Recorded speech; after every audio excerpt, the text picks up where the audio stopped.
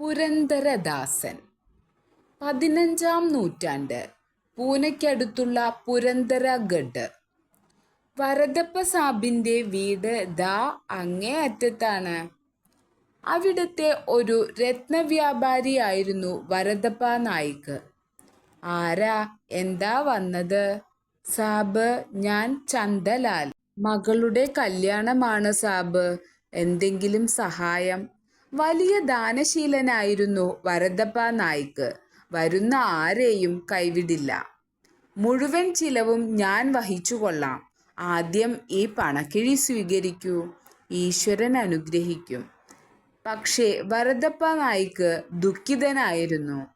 ഈശ്വരാനുഗ്രഹം ഉണ്ട്, പക്ഷേ ഒരു കുഞ്ഞിനെ മാത്രം അങ്ങ് തന്നില്ലല്ലോ. വൈകാതെ വരദപ്പയും പത്നിയും തിരുപ്പതി വെങ്കിടാചലപതി ക്ഷേത്രത്തിൽ ദർശനത്തിനെത്തി. ഭഗവാനേ ശ്രീനിവാസ, ഞങ്ങൾക്കൊരു മകനെ നൽകി അനുഗ്രഹിക്കണേ. അവരുടെ പ്രാർത്ഥന പാഴായില്ല. 1 വർഷം കഴിഞ്ഞപ്പോൾ, നമ്മുടെ മോന് എന്തു ഭംഗി ഇല്ലേ? ഈശ്വരന്റെ വരദാനമാണിവൻ. നമുക്കിവനെ ശ്രീനിവാസൻ എന്നു വിളിക്കാം. അമ്മ എന്നും വേദപുരാണങ്ങളിൽ നിന്നുള്ള കഥകൾ പറയും. അങ്ങനെ ശ്രീനിവാസനിൽ ദൈവഭക്തി വളർത്താൻ അവർ ശ്രമിച്ചു. അങ്ങനെ ശ്രീകൃഷ്ണൻ അസുരനെ വധിച്ചു. അമ്മേ, ഞാനിപ്പം വരാം. പക്ഷേ അച്ഛൻ കൊടുത്ത കൃത്രിമ നാണയങ്ങൾ കൊണ്ട് കളിക്കാനായിരുന്നു അവന് ഏറ്റവും ഇഷ്ടം. ഇവൻ നല്ലൊരു വ്യാപാരിയാകും, ഉറപ്പാണ്. ശ്രീനിവാസൻ വളർന്നു. അവൻ അച്ഛനെ വ്യാപാരത്തിൽ സഹായിക്കാൻ തുടങ്ങി. ഇവനുള്ളതൊരു സഹായം തന്നെ. ഒരു ദിവസം കടയിൽ, ഈ സ്വർണമാല എടുത്തിട്ട് 500 പണം എനിക്കു തരണം. ഈ മാലയ്ക്ക് അതിനേക്കാൾ വിലയുണ്ടല്ലോ, എന്തിനാണിത് വിൽക്കുന്നത്? ഭാര്യയ്ക്കു സുഖമില്ല, പണത്തിന് അത്യാവശ്യമുണ്ട് മുതലാളി. പണം ഞാൻ തരാം, പിന്നീട് മടക്കി തന്നാൽ മതി. മാല കയ്യിൽ തന്നെ വെച്ചോളൂ. അയാൾ പോയതും, ഇങ്ങനെയാണോ അച്ഛാ കച്ചവടം ചെയ്യേണ്ടത്? ആ മാല 500 പണത്തിനു വാങ്ങി കൂടിയ വിലയ്ക്ക് വിൽക്കാമായിരുന്നില്ലേ? കുഴപ്പത്തിൽപ്പെട്ട ഒരാളെ മുതലെടുക്കാൻ അച്ഛൻ പഠിച്ചിട്ടില്ല മോനെ. ശ്രീനിവാസന്റെ വിവാഹം നടന്നു. സരസ്വതിയായിരുന്നു വധു. എല്ലാം മകനെ ഏൽപ്പിക്കാൻ വരദപ്പ തീരുമാനിച്ചു. വ്യാപാരത്തിന്റെ ചുമതല ഇനി നിനക്കാണ്. ഇനിയുള്ള കാലം ഈശ്വര ചിന്തയിൽ മുഴുകിക്കഴിയാൻ ഞാൻ ആഗ്രഹിക്കുന്നു. ശരി അച്ഛാ. എന്നാൽ വരദപ്പ നായിക്കിന്റെ രീതിയായിരുന്നില്ല മകന്റേത്. 200 പണം വേണമെങ്കിൽ വള മാത്രം പോരാ, ആ മാല കൂടി ഊരിത്തരണം. അയ്യോ, ഈ മാല ഞാൻ തരില്ല. എന്നാൽ പണം ഞാനും തരില്ല. പക്ഷേ എനിക്കു പണം കിട്ടിയേ തീരൂ. ഇതാ മാലയും എടുത്തോളൂ. മാത്രമല്ല അറുപിശുക്കനുമായിരുന്നു ശ്രീനിവാസൻ. ഭഗവാൻ വെങ്കിടാചലപതിക്ക് ഞങ്ങളൊരു ക്ഷേത്രം പണിയാൻ ഉദ്ദേശിക്കുന്നു. ശ്രീനിവാസ നായിക്ക് കാര്യമായിട്ടൊന്നു സഹായിക്കണം. സംഭാവന വേണമെങ്കിൽ നിങ്ങൾക്ക് ഭഗവാനെ തന്നെ സമീപിച്ചുകൂടെ? എന്നാൽ ശ്രീനിവാസന്റെ ഭാര്യ സരസ്വതി അങ്ങനെയായിരുന്നില്ല. ഭർത്താവിന്റെ പെരുമാറ്റത്തിൽ അവൾക്ക് വിഷമമുണ്ടായിരുന്നു. അമ്മാ, വയ്യ, എന്തെങ്കിലും തരണേ. നിൽക്കൂ, ഞാൻ കുറച്ച് അരി തരാം. സരസ്വതി അരി കൊടുക്കാൻ പോകുമ്പോഴായിരുന്നു ശ്രീനിവാസന്റെ വരവ്. എന്താണിത്?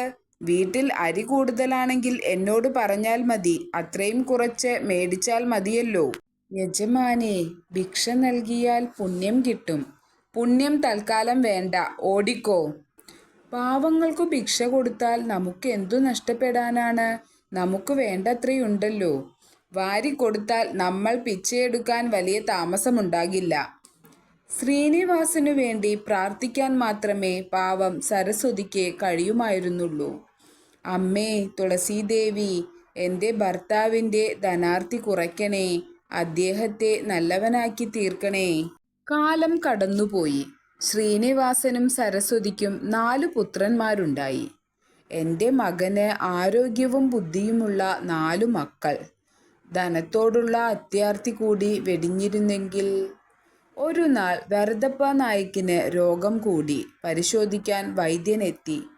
അമൂല്യരത്നങ്ങളുടെ ഭസ്മം കിട്ടിയാൽ ഈ രോഗം മാറ്റാം. അതും വേഗം കിട്ടണം. അമൂല്യരത്നങ്ങളോ? പണം എത്ര വേണം?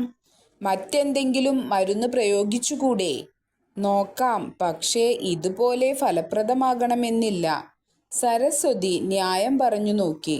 അച്ഛൻ്റെ ജീവനേക്കാൾ വലുതാണോ നിങ്ങൾക്കു രത്നങ്ങൾ?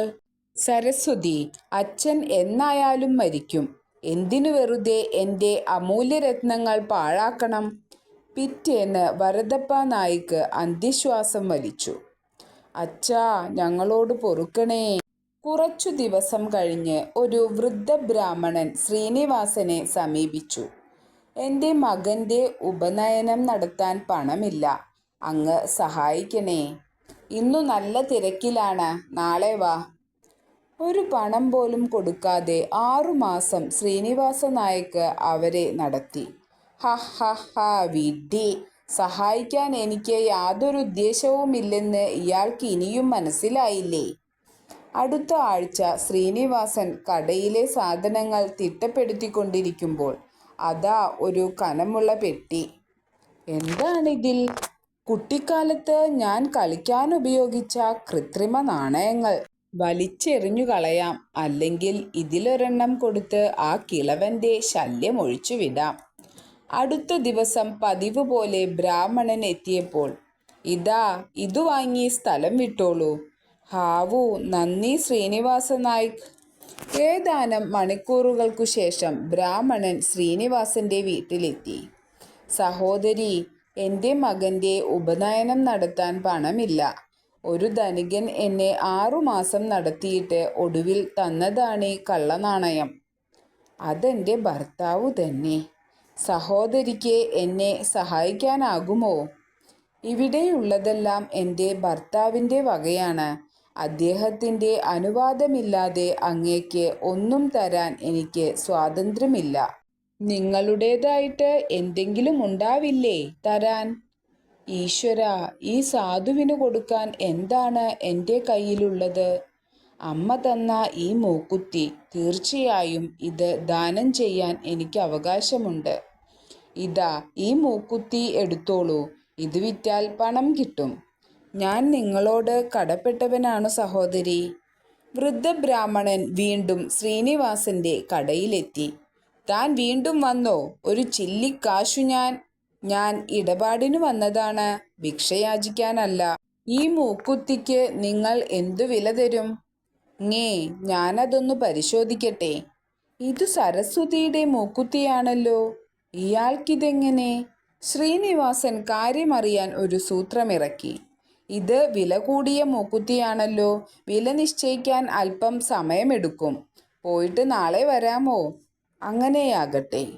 മൂക്കുത്തി ഒരു പെട്ടിയിൽ പൂട്ടിവെച്ച ശേഷം ശ്രീനിവാസൻ വീട്ടിലേക്കോടി. സരസ്വതി, എവിടെ നിന്റെ മൂക്കുത്തി? അയ്യോ, ഞാൻ. ഭയന്നുപോയ സരസ്വതി പെട്ടെന്ന് ഇങ്ങനെ പറഞ്ഞു. ഞാൻ അത് കുളിക്കുമ്പോൾ ഊരിവെച്ചതാണ്. ഇപ്പോൾ എടുത്തുകൊണ്ടുവരാം. സരസ്വതി പൂജാമുറിയിൽ കയറി വാതിലടച്ചു. ഈശ്വരാ, ഇതിലും ഭേദം മരണമാണ്. സരസ്വതി തൻ്റെ വളകളിൽ പതിച്ച വജ്രങ്ങൾ അടർത്തിയെടുത്ത് അവ പൊട്ടിച്ച് ആ പൊടിയിൽ വെള്ളം കലർത്തി. മാരകമായ ആ കുഴമ്പ് വിഴുങ്ങാൻ ഭാവിക്കുമ്പോൾ, എന്താണ് ശബ്ദം? എന്തോ ഈ പാത്രത്തിൽ വീണല്ലോ. എൻ്റെ മൂക്കുത്തി. അവൾ ഭർത്താവിൻ്റെ മുന്നിലെത്തി. ഇതാ. ശ്രീനിവാസൻ ഞെട്ടിപ്പോയി. ഇതാ വൃദ്ധബ്രാഹ്മണൻ തന്ന മൂക്കുത്തി പോലെ തന്നെ. ഇതെന്തു കളി? ശ്രീനിവാസൻ കടയിലേക്ക് കുതിച്ചു ചെന്നു. പെട്ടി തുറന്നപ്പോൾ പെട്ടി കാലിയാണല്ലോ. അയാൾ വീണ്ടും വീട്ടിലെത്തി. സരസ്വതി, എന്നോട് തുറന്നു പറയൂ, ഈ മൂക്കുത്തിയുടെ രഹസ്യമെന്ത്? എൻ്റെ മൂക്കുത്തി ഞാനൊരു സാധു ബ്രാഹ്മണന് ദാനം ചെയ്തു. അങ്ങയെ ഭയന്ന് ഞാൻ വജ്രം വിഴുങ്ങി ജീവനൊടുക്കാൻ പോകുമ്പോഴാണ് മൂക്കുത്തി എൻ്റെ മുന്നിൽ വന്നു വീണത്. എവിടെ നിന്നാണെന്ന് എനിക്കറിയില്ല. അതൊരു വെറും ദരിദ്ര ബ്രാഹ്മണനായിരുന്നില്ല. എൻ്റെ കണ്ണു തുറപ്പിക്കാൻ വന്ന ഭഗവാൻ തന്നെയായിരിക്കണം. അച്ഛനെ കൊന്നത് എൻ്റെ ധനാർത്തിയാണ്. എൻ്റെ ഭാര്യയ്ക്കും അതേ വിധി വന്നു പെട്ടേനെ.